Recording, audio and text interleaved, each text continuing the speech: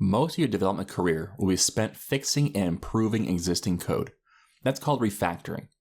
Today, I'm going to walk you through a project that is badly in need of some refactoring. Along the way, I'll show you some techniques for spotting areas that should be refactored. By the end of the demo, what was a jumbled mess of code should be cleaned up so it's more readable and more reusable. If you're new to this channel, my name is Tim Corey, and it's my goal to make learning C# easier. This channel is full of videos that explain the various parts of C#. There's even a full course on building an application from scratch. I hope you find these videos useful, and if you do, don't forget to subscribe to the channel and hit the little bell icon to get notified when I release a new video every Monday. Also, check out the link to my mailing list in the description below. That will keep you informed of all the training resources I'm creating. For those of you who have found this content valuable and are financially able, I appreciate if you check out my Patreon page. Okay, so let's look at the demo application I've set up. This may seem familiar. In the previous video on debugging in C#, I introduced this application. We fixed all the bugs, but now we're going to address refactoring the code to make it cleaner. And let's start with an overview of what the code does. So it's just a console application with just the program.cs. That's all it is. Note the warning up top. Please don't use this. Don't copy this because it's a bad application. So don't think that these right now are good techniques. By the end, they should be good techniques, and this should go away. All right. First, we say, okay, what job do you do and how long do you do it for? We add that to the list of timesheet entries. And then we do a while loop where we say, okay, if that time worked is not a double, then say, nope, try again until you give us a good value. Then we add that timesheet entry, create one, and then say, do you want to, and add it right there.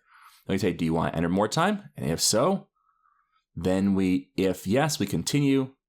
Then we say, while continue is true. And that code looks an awful lot like that code, okay? So that's one thing to look out for. But let's just keep reading for now.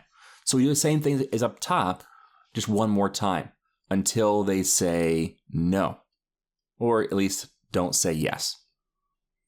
And then what we start off with is TTL, which we discovered stands for total. Now that's an abbreviation, not a fan of abbreviations, because that can also mean timed alive, or it can mean something totally different for your environment that you might be familiar with for TTL. So abbreviations are just bad. Okay, but we're going to loop through every entry and we're going to say, hey, if the work done to lower contains Acme, then add the hours worked to the total. And when it's done, we simulate sending a bill to Acme that is the hours worked times $150. And that's their bill. And that's just a simulation. And that's all we're going to do today. We're not going to actually send out bills. We're just going to do simulations, but at least we need to have a good simulation. Now, we set the total back to 0, and then we do the same lookup, but we look up ABC instead. And then we simulate sending something to ABC, where we say the hours worked times their rate of $125 an hour. Then we go back through the hours. We add up all the hours worked. We don't look for certain things to add up. We add up all the hours worked and then say if the total is greater than 40, you get paid. And we do a calculation here. And the pay is we multiply every hour over 40, so that's why it's total minus 40, by 15, which is time and a half. Normally get paid $10 an hour, that's their hourly rate, but for anything over 40 hours, that's time and a half for overtime. So time and a half value plus the original rate of 40 times 10 for their normal hourly rate, okay, for the first 40. Now, if it's not greater than 40, then they just get paid their whatever it is, however many hours it is, times their hourly rate of 10. Okay, so that's just a pay calculation there. And then we exit the application. That's it. Down here we do have our public class timesheet entry. Okay, so that's the start. That's our application we need to do some refactoring of this application. So the question becomes, where do you start with refactoring? And it's a great question to ask because even in this small application, it can lend to a few different places to start. You could say, well, we'd start at the top and go work our way down. Doesn't always work that way. In this case, it does because we have just one long method, which is a problem. That's one of those code smells you should look out for is if your method has to scroll, you're probably in a danger zone at least. Okay, now I've got a large font here, and this is not an infallible rule, so don't think, oh no, if it scrolls, one tick, then it's overboard. No, but that's just something to think through. It's a warning flag. We can ignore warning flags if there's a reason. So if it scrolls, you look at it and say, is it okay that it scrolls? And if you can say yes, you're good. But you've stopped and asked the question, and that's the important part.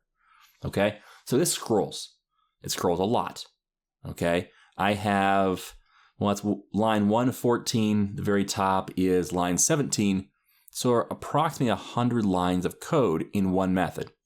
That's almost certainly too many lines of code. Because if we subscribe to the idea that a method should do one thing, then that one thing is probably too big for that method. Okay, so if it is truly doing one thing, my guess is that your definition of one thing is too broad and it actually should be broken down into pieces. Okay? Now we have this code up here. First of all, hate this. Okay, WITTLT. These are not good variable names. I also don't like them declared on the same line. I like them separated out because that way each thing has its own line. And then if you want to have these / comment afterwards, it's obvious what you're talking about. Okay, but I like to have it in one per line. So it's very obvious what the variables are. You don't miss the fact that there's actually two declared in one line. And that's just a personal preference. You can say, no, I'm going to declare all of mine on the same line if they're the same type. That's fine. It's just not my preference. Okay. So you have this section here, which looks an awful lot like this section down here. And so we can probably make some changes there. And yes, I think I'm going to do that. But the question is going to come up at some point soon. Do we do the work here? Or do we put this in a different method? Or do we put it into a different class? Or do we put it into a class library? Okay, that's the question we have to ask because main shouldn't do all the work. In fact, main shouldn't do most of the work. So I think what I want to do is I want to put this code right here. I want to put into its own method. Now I'm going to put the method in the same program.cs class, probably. Or if not, then I'll put it into another class inside console UI. I will not put it into a class library. And here's why. This thing is riddled with console write, console read line, console write line. These are all UI calls. Okay? It's talking to the console, which is either displaying something to the user or it's asking for information from the user or getting information from the user. If I put this in a class library, the only other type of project that will benefit, the only type of project that will benefit from that class library then, or at least those methods in that class library, is another console application. The Windows form won't benefit from it. And in fact, it probably can't use it. DPF can't use it. ASP.NET can't use it. So I wouldn't want to put this into a class library unless I'm creating a class library that other console applications are going to use. And that's not what I'm planning on doing. Instead, I'm planning on creating a class library that other UIs could use. Like if we decide to add a WinForm UI or a WPF UI, we'd have some reusable logic, or as much reusable logic as possible, in that class library. Okay, so that's what I'm planning to do, but I can't do that with this stuff because it's directly talking to the user. So what I'm going to do is I'm going to grab this code right here. And since I don't know if I want this in its own class or just in program.cs, I'm going to put it just in program.cs. And the reason why is because I can always move it. So private, since we're in program.cs, I can make it private and other methods can still access it in program.cs. Private static, since we have to be static in order for other static methods to talk to us. And we're not instantiating class program. So private static, and let's return. So the question is, do we return a timesheet entry, a list of timesheet entry, or do we return nothing and populate an existing timesheet entry? I think we return a list of timesheet entry. The key here is don't get so uptight about this stuff that you just kind of lock up, okay? Try something. If it doesn't work, do something different, all right? So I'm going to call this load timesheets. Okay? I'm going to paste in the code that I have. Now I'm going to have some missing variables, and there's a lot of them. Let's start by creating a list of timesheet entry called output equals new list of timesheet entry. And then, well, now here's a trick. So I called it ents before, so ENTS. What I can do is call this ENTS as well. Now it's not the name I want, but now that I've done that, this says, okay, cool. All right, so I know what that is. But now I can rename this output. And why I do that? Well, if I hit control dot, well, it would have. Let's just, here, ents again. And now I hit space. See, I had a dotted line around it. It didn't really rename it yet. And so now it's fully renamed.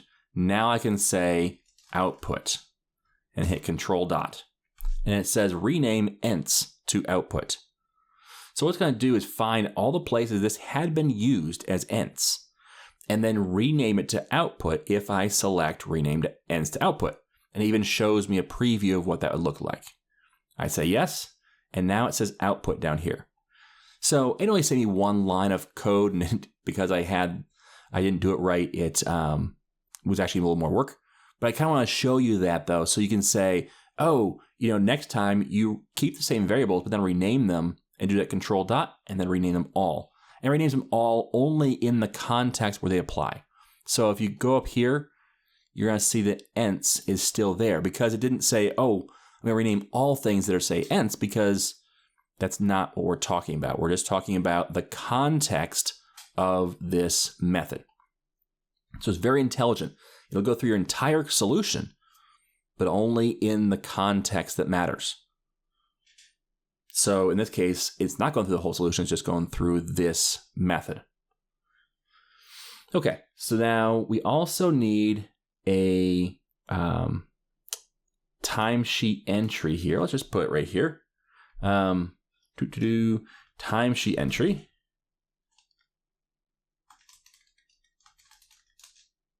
Like so. And let's rename ent to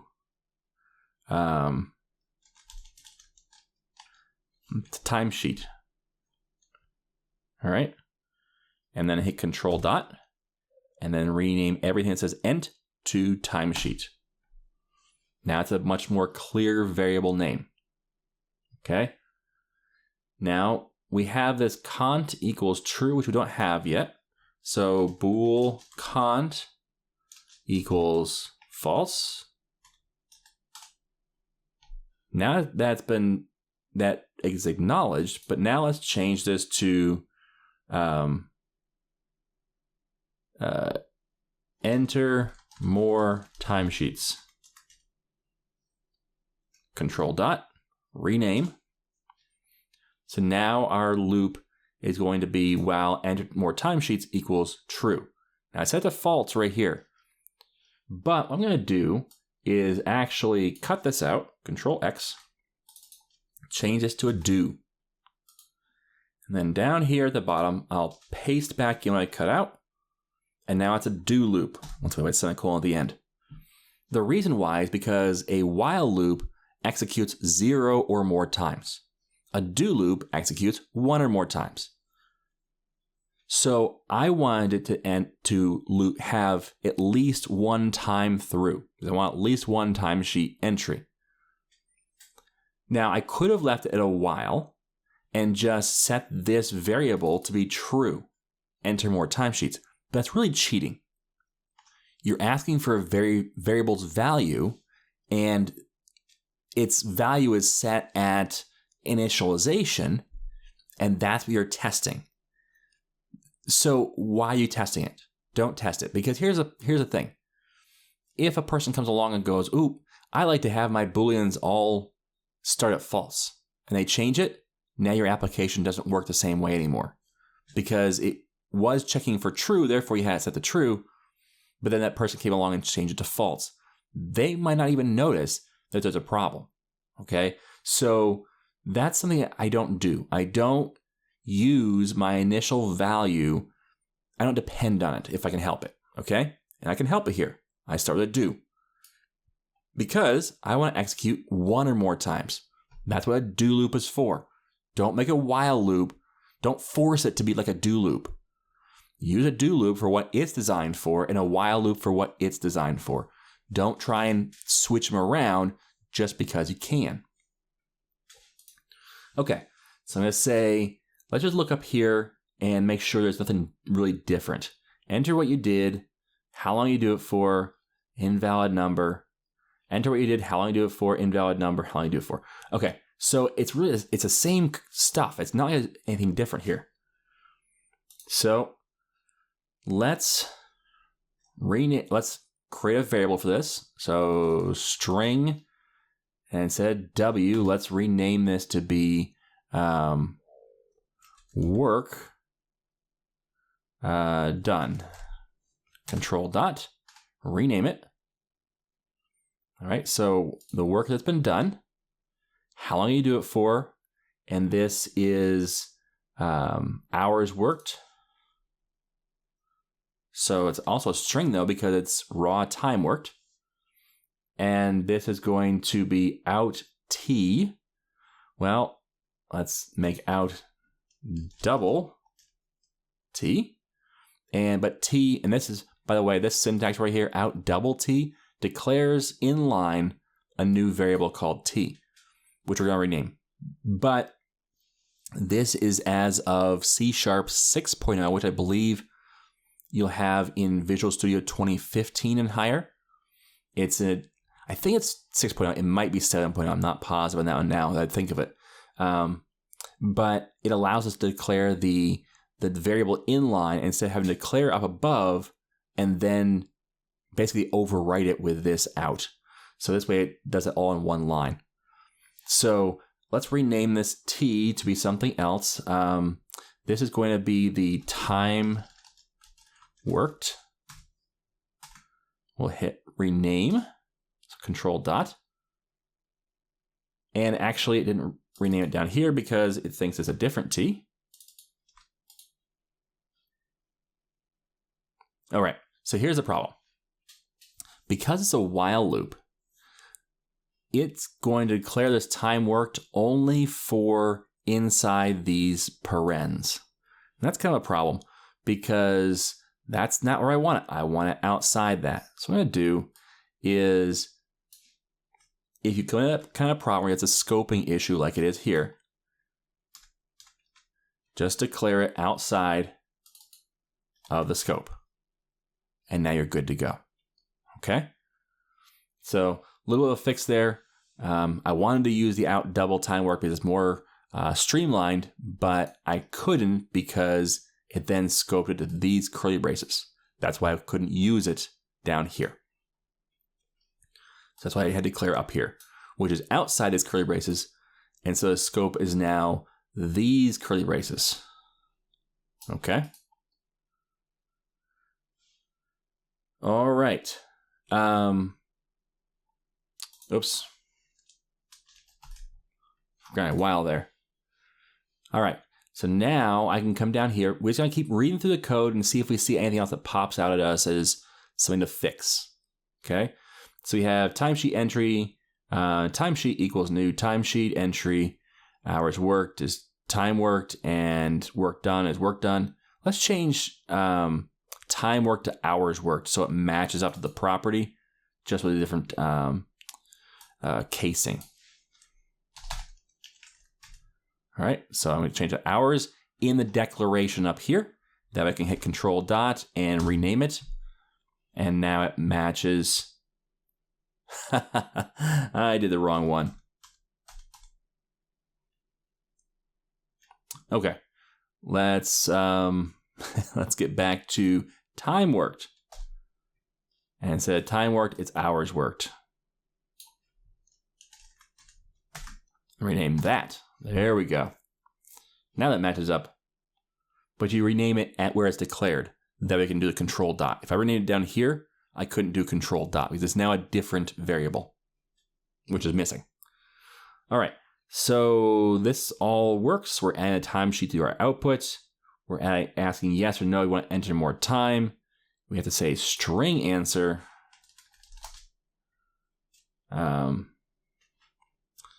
And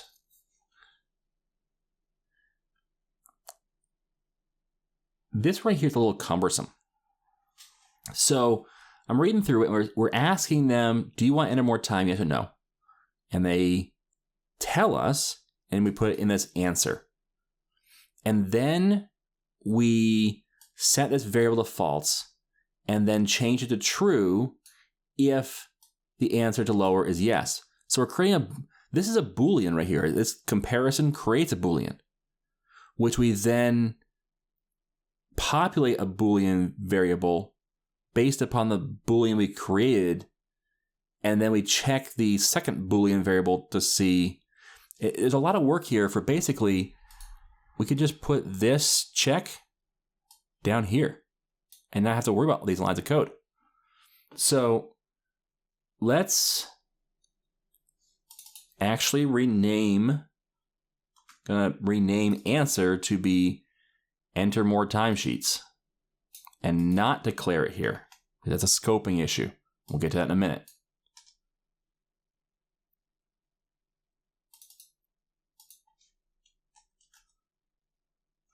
Well, let's actually scope it first.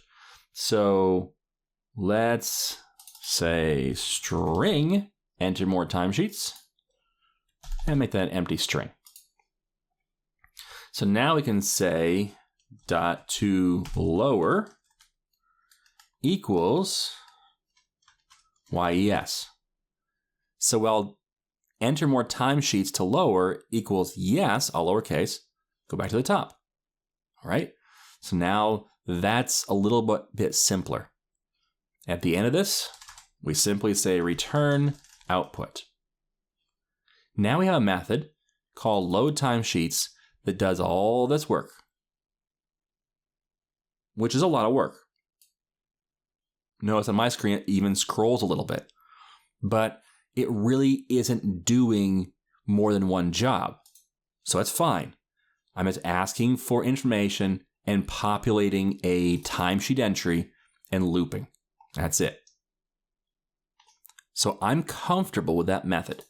So I'm going to leave it just like that and grab the method name, come back up here to where I first start with all these declaration stuff, and then right down through the while loop and get rid of it all.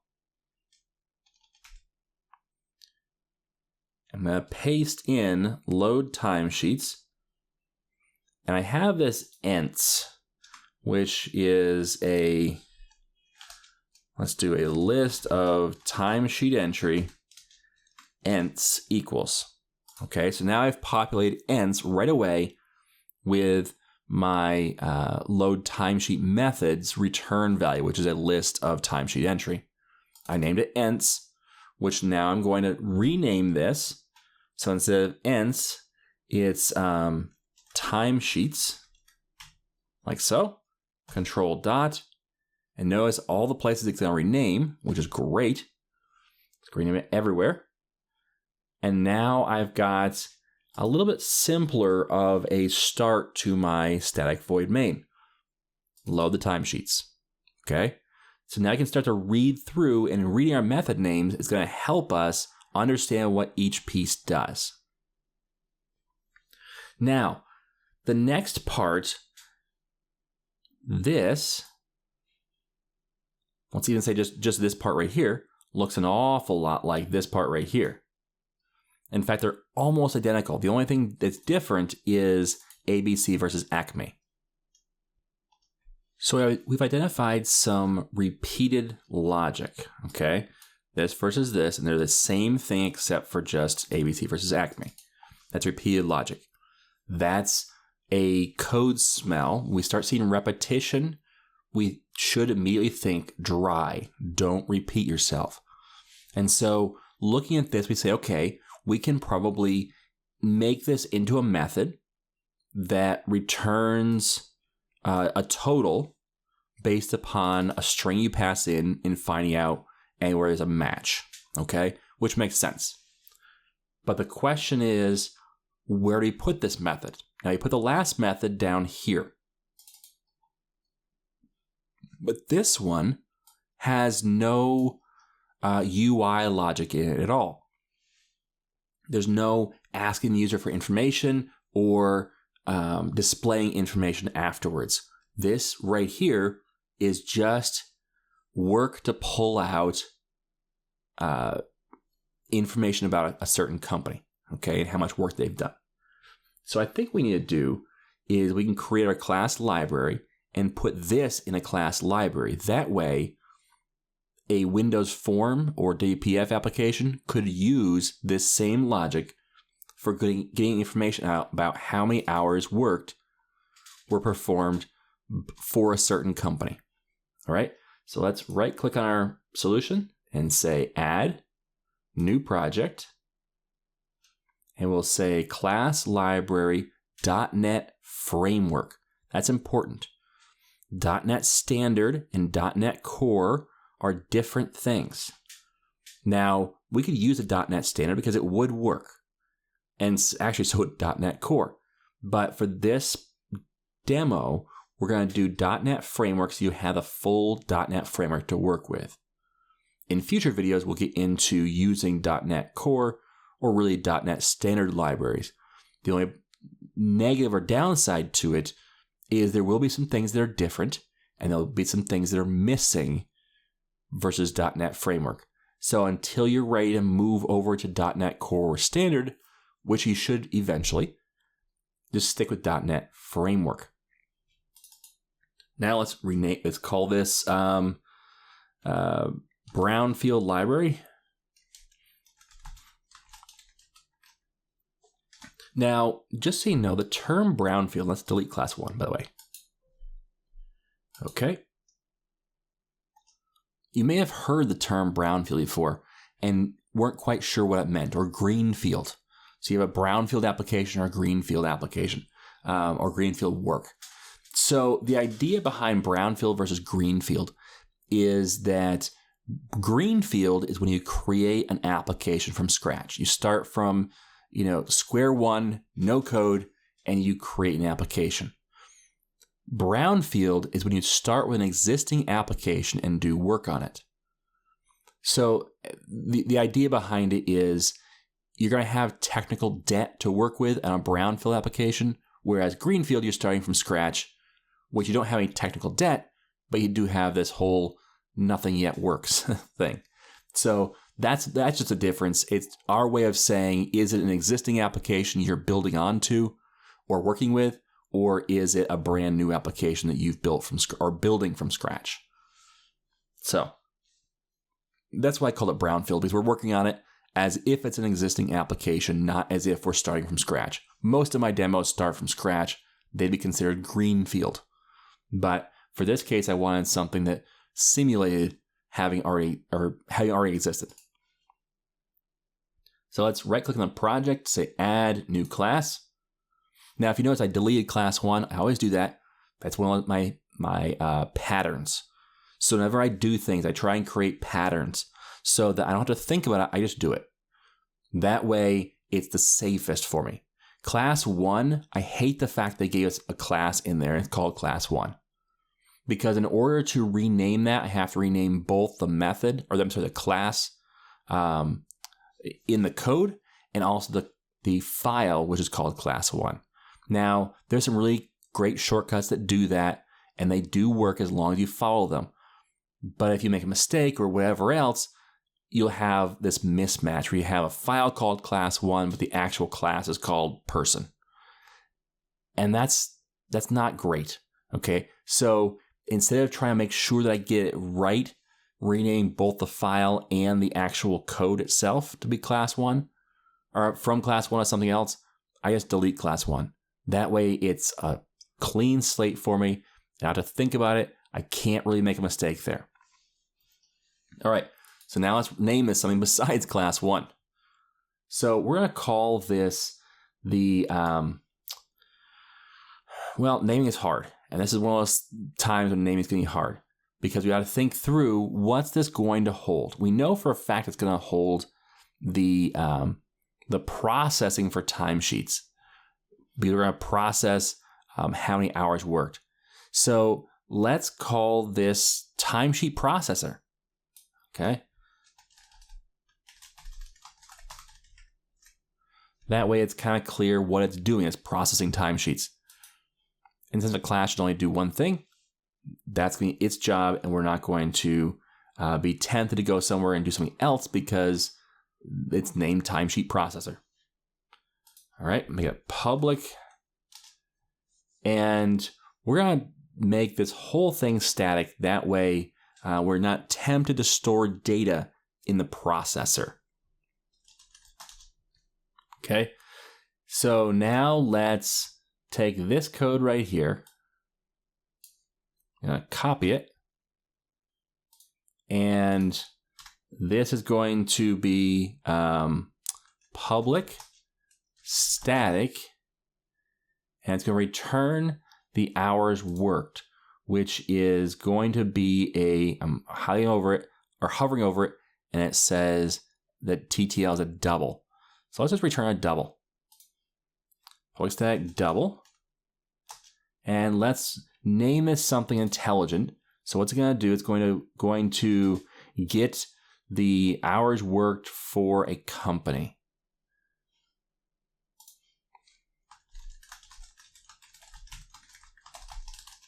Yep, that's what I'm naming it. List of timesheet entry, I believe it's called. Timesheet entry. Yep, list of timesheet entry. And we'll call this entries or timesheets. And we also need the company name. And we can do this. That's going to be double TTL, but let's rename this to be output. Control dot and rename wherever it says TTL to output. I name my value I'm returning back output. That way it's very clear what I should return. And that it will be returned. All right, so now we have, there we go, var I, or let's be more clear, int I equals 0. And instead of Acme, we should say company name. And timesheets matches up, but we don't have timesheet entry here. Instead of control dot and finding it, which I could do, and it had a reference to console UI, do not do that. Do not add a reference to console UI from your class library. That's the wrong direction. The reason why I name my class libraries library at the end is so that I know the only thing I ever add a reference to must say library at the end. This does not say library, it says UI. That's the wrong direction. Which means that this shouldn't be here, which we know that because it's in the same file as program.cs. That's a big no-no. So let's, I'm going to copy it for now. In my brownfield library, right-click, say add class. We're going to name this timesheet entry. We got public. In fact, you know what? Let's just paste over it. There we go. And, oh, here's another no-no. These are public variables. Don't do this. These should be a get set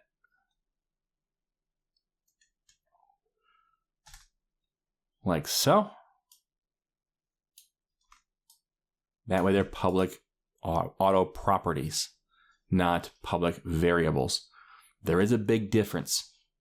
Okay. The biggest difference in a lot of ways is that these are treated differently by the compiler, including the fact that we cannot bind to them on user interfaces. We cannot bind to a public variable, but we can to a property. That's one of the reasons. There's more, and I believe I have a blog post on my website, iamtimcorey.com, that goes into more details on this. And I believe I've covered it in other videos as well, so I won't belabor the point. But just whenever you have a class that you're trying to store data in, public properties, and you can use auto properties, they're fine. They do give you more power than just a public variable anyways, but you can treat them like a public variable, okay? So you could make it as a private set if you wanted to, so it can't be changed externally. You can also set the initial value if you want, like so. That would work. And that is C# 6.0. I think the other one's 7.0. We talked about earlier, the inline declaration of a variable. But this I know is C# 6.0. So, all right. That's all done, I think. So therefore, we just need to clean up some. Well, that's all nice and good. It's going to take in our timesheets. It's going to take in our company name. It's going to look for the that company name when it does a to lower, which we should probably also do a to lower on the company name just in case they pass in a company name that's uppercase. So pass in a to lower, and now we can grab the hours worked and add that to the output with a plus equal, and the output starts at 0. It adds in every hours worked for that particular company and returns the output.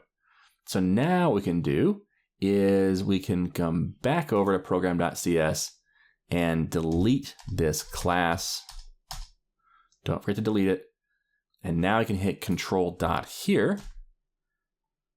And at the very bottom here, add a almost the bottom, add a reference to brownfield library. So it's going to go to it says add the reference first. It's going to put a DLL in the references. And then it's going to add the using statement at the top for brownfield library. It's all one step, really simple. So I say, yep, go for it. Notice brownfield library is now in our console UI. That's the correct direction. So now that's all good. And it looks like this is all working. In fact, we can just do a quick build. Make sure it built, and it did. There's no error list. There's 3 variables that are declared but never used, which is great because that means I can just delete them. Okay, if they're declared and never used, get rid of them. Now I can, instead of TTL equals 0 and all the rest, I can say I can call this, let's just call it right now. For right now, I'm going to take this code out and say equals And it's timesheet processor dot get hours worked for the company. And it's timesheets we're going to pass in, and this is for Acme. And notice I can pass it in not all lowercase because it's going to take care of putting it to lowercase for me. Now, I'm not happy with that code yet, but I'm replacing one step at a time. I'm not going to try and bite off tons of different changes all at once. I'm just going to do a couple here and there and then keep working at it. If you try and make tons of changes all at once and, move things all around, you're going to quickly get lost. And if you find a bug and you've moved a bunch of things around, you deleted some things, you've changed some code, and you've got all these different changes in place, and you have a bug, you got to track down that bug in all different places you might have changed things. Whereas if you change a couple things and then run it, and then you have a bug, it's in those couple of things that you changed. Okay? So let's just real quick run through this. Enter what you did. Worked for Acme. How long you work for? 15 hours. Yep. I worked at Acme for 7 hours. Yes. I did work at ABC Corp for 14 hours. No. All right. So Acme is 3,300. ABC is 1,700. So nothing's changed here, even though I am doing Acme this way and ABC Corp this way. So we can grab this right here and replace all this code with this. And now we've reduced our code. Let's just change this while we're at it. Total hours. Not thrilled with it, but at least it's better than TTL for now. Okay. So now we've got our simulations of sending a bill to Acme and ABC. It's still repetition. I'm doing this work is pretty much the same as this work, and we're going to fix that in a minute. Nope, we're going to fix it now. Let's not wait and go past it. Let's fix it right now. So these two appear to be the same. Now they are doing console write lines, so I can't just say, well, let's put another method in my class library, because it's not processing, it's more displaying. So let's create a method in our program .cs file. So I'm going to copy all three of these lines, including the call to get hours worked for the company. I create a private method, private static, let's just say void. There's no reason to return anything, I don't think. And this is bill customers. And the string company name. And the double hourly, actually it's a decimal, should be a decimal.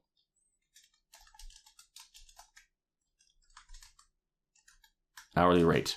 So whenever you deal with money, it should be type decimal, not type double. Okay, so let's paste all three of these things in there. And instead of, we have company name here, so that goes in place where it says Acme. And we're at curly braces like so. Put our $sign in front so it's a string interpolation, which you're going to put the company name in place of this right here. And the hourly rate is going to be, instead of the 150. And now we have our total hours, which is going to be a double. total hours equals, we have as timesheets, we don't have that yet. We could put that up at the top here outside of our static void main, then everybody could use it. But I don't really like that idea because I might want to move these into a different file. And therefore, I'm not a big fan of having those, making this even more global than just at the class program level. So let's go ahead and pass in timesheets. I'm just going to copy out. It's a little bit easier. Like so. All right, so now we're passing in three things: timesheets, company name, and hourly rate. Now you may be wondering, wow, we're passing that around a lot. Is that okay? Is that making a mess of things? This is an instantiated object. Okay, so remember with instantiated objects, we don't actually pass them around by copying them. A string, when we pass that around, it's actually making a copy of a string every time you pass it in somewhere. But for an instantiated object, that's not the case. Instead, what happens is we pass around where this object is located. It's just a short little identifier that says, here's where it's located. Think of it as a house's address. We just pass the address around for the house, not the actual house. Therefore, if 5 people have a copy of that address, it's not a whole lot of information they have to remember. It's not a whole house full of information. It's just the location where that house is. Okay, so we're just passing that location around. No big deal. All right, so timesheets we have, but now we have this problem of total hours times hourly rate, and we're multiplying a double times a decimal, and that's a problem. So the reason it's yelling at us is because these have two different, they're different in how they store their data. One is more precise than the other. A double is less precise than a decimal. So it doesn't know, do I make them both less precise or do I make them both more precise? In this case, we want them more precise. Okay, so total hours, which is a valid as a double, we're going to cast type decimal. So I'm saying make this more precise. Now, obviously, it's not going to change values back because they were less precise to start with. It's not going to change that. But what it's going to do is say treat it as if it's more precise, because really total hours is going to be as precise as we need. These will be a whole number. Even if it's a decimal number, it'd be fine because it's as exact as it needed to be for total hours. So once you multiply by the hourly rate, we're taking that value, whatever it is, and multiplying it by our hourly rate, but the result needs to be of type decimal because that is going to represent money. Okay, now this isn't thrilling right here. I want to probably do something a little better than this, but for right now, it's fine. Because for right now, it's a little better than we found it. Okay, we're just going to bill the customer. So let's actually do that. So instead of Acme, we can say bill the customer, or bill customer. We pass in timesheets. We pass in Acme. And we pass in the hourly rate, which is $1.50. And that replaces these 3 lines of code. We can do the exact same thing. In fact, let's just copy this line and paste it and say ABC for ABC Corporation, or just ABC, I guess. And their rate is $1.25.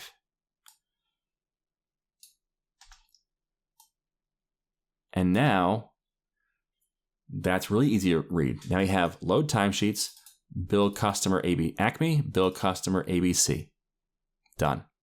Okay. So now it's a little bit better. I think the next step for me here is I'm going to want to actually pull these from the database. I want them hard-coded into my code. But I'm not going to wire up a database for this demo. But let's simulate loading a database. So in the brownfield demo, I can say add class, and let's call this class the data access class. Make it public, and let's make it static as well, because we're not actually going to save data in this class. We're just going to access the database. So one of the methods I would create would be load customer lists. So public static, and this would be a list of data points about a customer, which right now we know that we need to have the customer name and their rate to bill at. So that's two pieces of information we need to keep together about a customer. Therefore, before we continue, we need to actually create a new model. So let's do this. Let's actually give it a name, and then we'll go create that item. So let's call this the customer. That's pretty clear. And that's what returns actually a list of customer. And we're going to name this method get customers. So let's create the class or let's call it customer model. That way, if you call it model, a couple benefits here. One, you're not going to step on toes of reserved keywords. Two, that tells everybody this is a data model, which means it's a class that holds data. So let's right click on brownfield library. And actually what I'm going to do is, this is going to start to get a little messy with all these classes, the root. So let's create a folder called models. Then inside there, I'll right click and say add class. Let's call this class customer model. Make it public. Now notice, not only did I have the the name brownfield library get put in the namespace, but now it's brownfield library dot models. And the reason why is because I'm in the models folder, and then I created the class. Now, if I move a class into here, which I'm going to do in just a minute, in fact, let's do that, timesheet entry, which is going to be entry model in just a minute. If I move it in here, it's not that same namespace. It's just brownfield library. We don't change the namespace afterwards automatically, but we can manually like this, dot models. Okay, now that's going to break some stuff, which is fine. We're going to go ahead and fix that with, control dot, add the using statement, and then go over here, control dot, and add the using statement, and now we're good to go. So those are some changes. I mean, we're changing a lot of stuff all at once, which I recommend testing between this. I'm trying to keep this video as short as possible, so I'm not going to test everything, but definitely test it every time, okay? So the other thing here is I'm going to change this to model, but notice control dot. Notice the rename. It's going to rename it all over my project. In fact, 2 projects, and that's cool. Do it.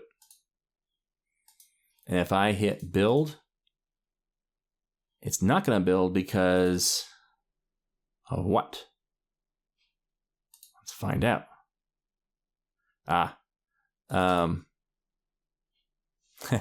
Because I haven't finished this yet. That's why. Okay, so let's finish this up. So this would normally go out to the database and load data. Now I use Dapper. And one of the things Dapper does is it returns a list of whatever model I want. So we're going to simulate doing that. But instead of actually going to Dapper, saying, give me this from SQL or wherever, I'm just going to simulate like we did a call. Okay, so I'm going to say output.add new customer model. And the customer model is currently blank. Let's change that.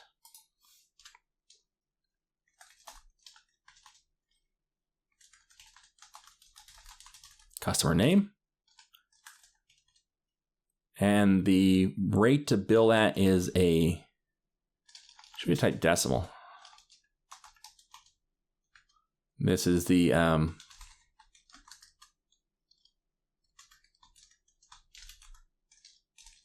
hourly rate to bill.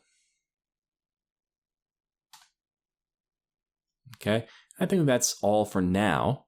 So now we can come back over here to data access and say customer name equals Acme and the hourly rate to bill equals 150. Look familiar? And now we can just say copy this line and say ABC, which is at 125. And now we can return output. So this right here simulates going to the database and getting these records. So now we can go over here. Not here, program.cs. And instead of doing this, we can say, give me a list of customer model, customers equals, and instead of new, we can just say data access dot get customers. And now we can do a for each customer in customers, and then say bill customer. But it seems kind of silly to pass in the two pieces of data we need. So instead, let's refactor this method. Bill customer should take in a customer model, like so. And now it's customer dot customer name instead of company name. And it's going to be customer dot hourly rate to bill instead of the whatever that was, the hours to bill, or the rate to bill. Okay, so now we can pass in customer here, like so. And now we're looping through we're listing, getting our customers, and we're looping through each one, billing them. Now there is more to do here if we wanted to, and I'm debating if I want to. I think the answer is no for a couple of reasons. One is just time, but two is I think this is good enough. But what we could do is instead of having this for each loop, we could use link and say customers for each, dot for each x, equals greater than, and then pass in the bill customer. In fact, let's just demonstrate that real quick. Customers dot for each, we can say x equals bill customer timesheets and the customer, like so. You know what? Let's do it. I already got it done. So this right here is the equivalent of this right here. Since my for each just has one line of code in it, and it's basically just passing the customer off to somewhere else, I'm going to do that in a one-liner, which is a link expression. So this is actually using an action delegate. If you notice the,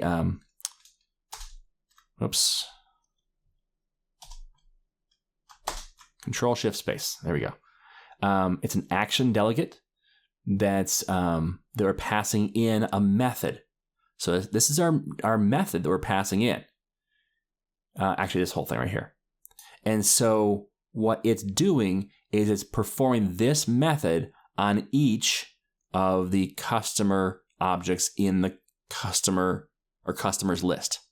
Okay, so we're actually creating a delegate here, a type action delegate that we're passing into this method, and then it's going to perform that when it loops through each one of our items in our list. Okay, which is essentially the same thing as what we're doing here.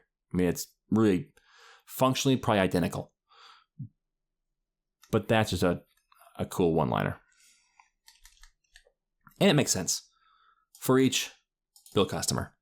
That's pretty simple stuff. Okay.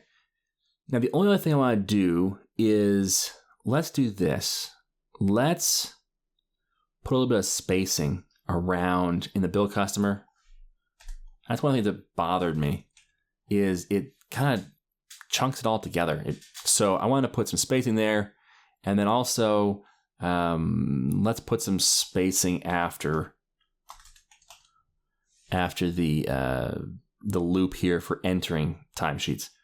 That kind of breaks up in the prompt. So that's just minor stuff. Console write line with nothing in it is just basically a carriage return. Okay, so we've gotten down this far right here to line 25. Notice now that we don't scroll on our static void main. Our static void main is just these 20 lines of code, 23 lines of code, versus what was about 100. And we still have 100 lines of code probably, or close to it. There's 90 some. We have now all these classes over here. But the cool thing is that we've made it a little more reusable, and we've made it a little more clear what's going on. Load timesheets, get customers, bill each customer. Okay, so now let's calculate our hours worked.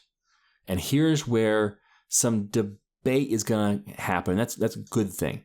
You need to think through what's the best way for you to do it. The question is, do we bill everyone at a set way of billing? So are they always going to be billed at an hourly rate?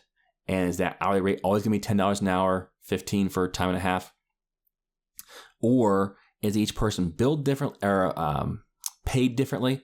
Are some people's salary versus hourly? Is the calculation for hourly being different for some people than others? Like some people, 35 is full-time versus 40. Those are the questions you have to ask and think about long-term.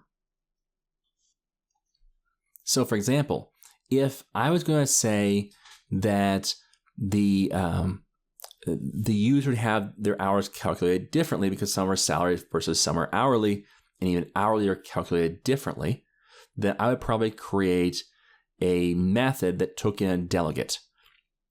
And the delegate would tell me how to process the hours once I figured out how many hours they've worked. But in this case, I'm going to say that the way we calculate hours is the same for everybody. That everybody's hourly, there's nobody at salary, and so they may have a different amount they get paid per hour, but everyone gets the calculation the same way. So what I'm going to do is I'm going to create in my data access another call to the simulated database.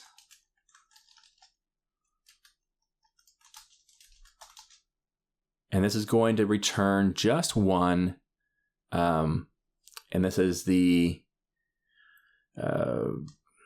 employee model.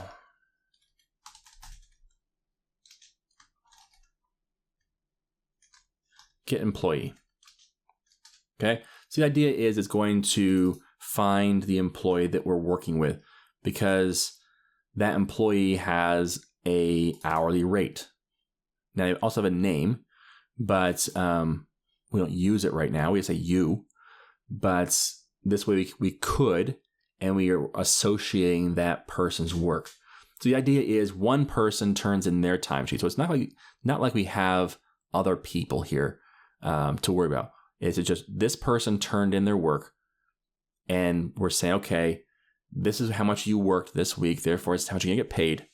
And then we'll also bill the customers for the stuff that you did. So therefore, we're just essentially looking up their information in the database. Okay, so that's all we're doing. Get employee or get current employee. Let's call it get employee. Let's call it get current employee after all. That way, it's very clear that we're looking at the person who's currently logged in. And we have a new model. So add class, call it employee model, make it public. And right now, all we really need is their hourly rate. We could add their name, but I'm debating if we need to. Let's just do it for completion's sake, I guess. First name, last name, and their hourly rate, like so. And now we have a employee model output equals new employee model. And let's actually populate it right now. First name equals, I don't know, Sue. Last name equals Smith. And hourly rate equals, let's make it different, 15. Okay, that's kind of scrolling off the page. Now my font is a lot bigger, but if it's a problem, what you can do is you can actually, whoops, don't do it after the semicolon, but we can break this apart into a declaration like this, and then it's a little more compact and readable still. Okay, worth returning that. That's as simple as it gets. Okay, so now we can have the employee record. So let's just grab that. Employee model, current employee. Is it current? Yeah, let's call it current. Equals, let me say the data access is called get current employee.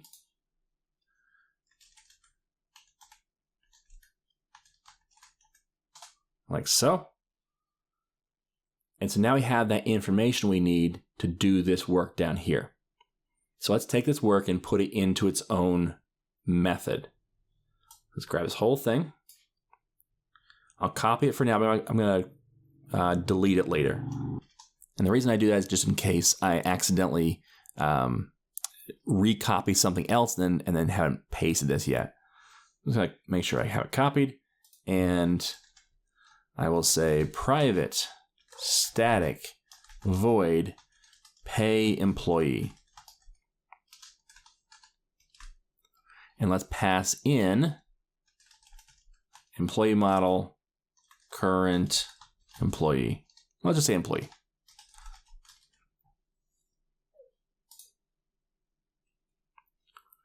Now, I'm starting to think that this should actually be two different methods. One that is the amount they get paid, and then one that displays how much they get paid. And I think that's probably the best way of doing it. So let's clean this up a bit and then actually make two methods out of it. One that's in our class library and then one that calls it from here. So let's just copy it. And let's go over to our timesheet processor. Makes sense to make it here. Yeah, public static void. Instead of void, we're going to say decimal. And instead of pay employee, it's going to be get employee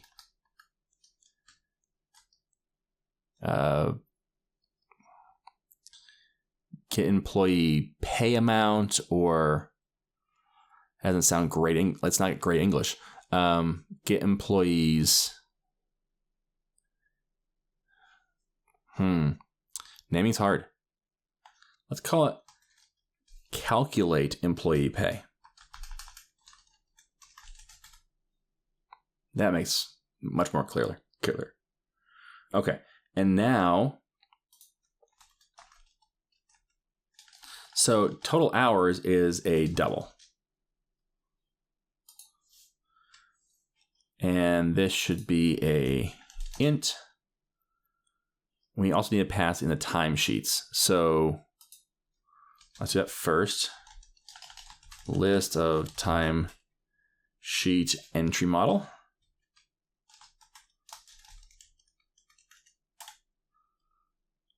Okay, so now we're passing the timesheets. Capital S, Tim. Okay, there we go. So now we're passing the timesheets. We're doing this console right and console right line, console right line here. That's no good. But everything else is fine. So let's fix this. So this calculation here should give us what we need. In theory, we can say we have our decimal output, which we should have, equals 0. And then output equals like so. But this is going to be converting a double to a decimal. So let's cast this. And the hours worked, which we already have, and that's fine. But then this rate right here is going to be the employee dot, nope, not 40, the 15. This is going to be the employee dot hourly rate times 1.5. And that's decimal and double, but this is a constant here, 1.5. So I can just say capital M. And now it's a decimal. But this over here needs to be a decimal as well. Kind of a pain, right? And then 40 times, we're just going to say 40M times employee dot hourly rate. So now, if the hours are greater than 40, then do this calculation. Otherwise, and put in output. Otherwise, we can say output equals total hours, which is actually, which we have, times, not 10, it's employee dot hourly rate, which this has to be cast a type decimal. And you may be wondering, shouldn't I just make these decimal instead of double and make my life easier? And the answer is no. Don't do that. Store them as a type they should be stored and cast them where necessary. By the way, this is no longer necessary. Notice how it's grayed out. It's grayed out here compared to this. It's subtle, but that's telling me it's not necessary because I've done my casting internally. So, all right. So now I can just return output. And that returns how much the user should be paid, which is a decimal. So now over here, all this can get cut away.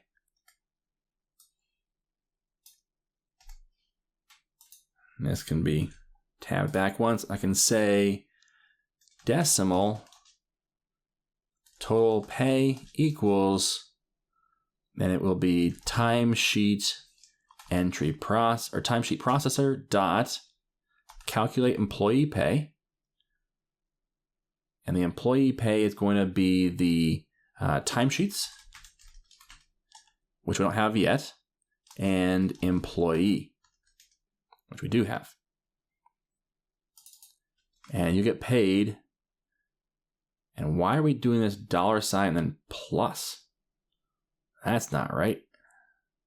Oh, the $sign is inside the string, not outside the string. This is a whole mess.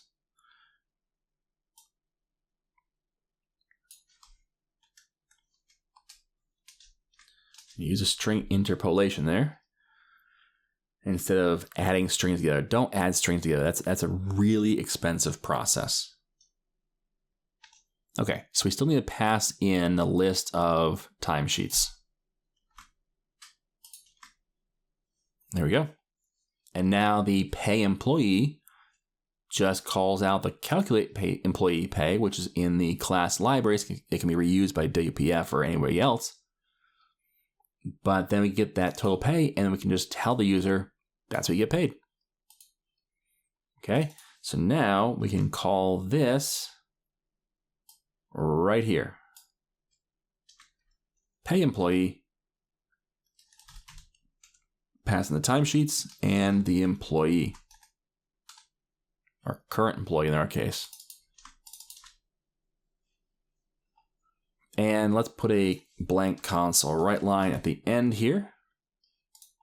And now we can get rid of these two because they're no longer used.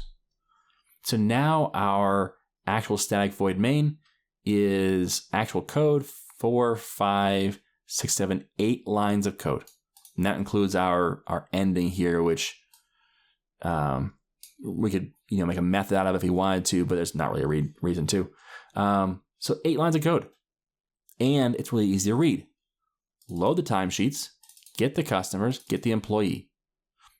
Bill each customer, pay the employee, and then we're done. Pretty simple stuff. So now you know where to go if there's a bug. Because if it's a problem with paying the employee, you know exactly where that is. All right. So now let's run this and make sure it works. So what I did worked for Acme. Let's just make it, casing weird. 15 hours. Yes. Worked for Acme for 7 hours. Yes. Worked for ABC for 10 hours. So Acme is going to be 22 hours and ABC is 10 hours. ABC, we should be billing them $1,250. Acme, 22 times 150, whatever that is. You can get the calculator out and figure it out. But no, I don't want to enter more. And now we're sending a bill for $3,300 to Acme, $1,250 to ABC. We're going to get paid $480 because we didn't exceed that's 32 hours. So 32 hours at our hourly rate, which I forget what that is, but it's more than $10 an hour. But there we go. So it all works the same, which is kind of the point. We don't want to change the functionality necessarily. But now we have all of this code over here. We have the timesheet processor, which calculates employee pay and gets hours worked for the company. And we also have our 3 models over here, the timesheet entry model, the employee model, and the customer model that we can reuse in any place we want. We even have our data access, which, yes, it's a simulation, but it's the same simulation we would use in our other UIs. And the cool thing is, yes, it's a simulation, but to make an actual call, I just need to replace these 2 lines of code or, this line of code right here with my actual call to database. And none of the rest of code changes. It now just works with whatever I have in the database. So that's great stuff right here. I mean, we're really close to having a full working application. The only difference is it's simulations instead of reality. Now, I'm going to be done for now, but I would like to address at some point this simulating sending email to.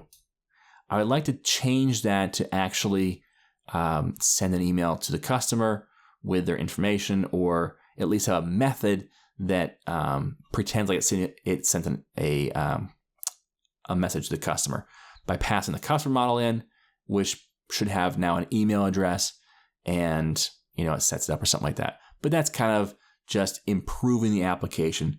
The reality is we've refactored it, and we've kind of picked it apart by looking at, okay, where's repetition, or where are things that are more jobs than the method should be doing. And we've segmented them out, and we've made each method do one thing. Pay employee, pays the employee. Bill the customer, bills the customer. Load the timesheet, does just that. So, and then we've put as much code as possible in our class library for reuse without putting any UI specific stuff in our class library. That way, we can actually use it some other place besides a console app. Okay, so that's it. Now we can take this away. This is now code we can be proud of. And yes, we can emulate what this code does because it does things the right way. Now, if you have any questions, definitely leave them down in the comments below. I will post this code on my blog, so you'll see the starter code as well as the finished code, and you can play around with both. Start with the starter code and see if you can refactor it and see how close you come to what I did. Now, obviously, if you watch the video, you should probably come pretty close, but maybe do things a little differently. Maybe, try some things out and see if you can't make it a little better, or at least a little different for what you would anticipate the needs to be. Okay? Thanks for watching, and have a great day.